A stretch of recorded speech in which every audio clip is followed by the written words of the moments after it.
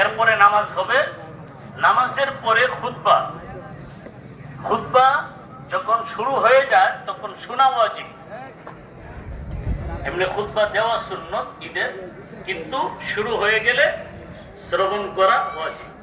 সুতরাং খুতবার সময় যাওয়া অথবা খুতবার সময় কথা বলা, খুতবার সময় ইশারা দিয়েও আরেকজনকে এরকম না করা, এটাও ঠিক।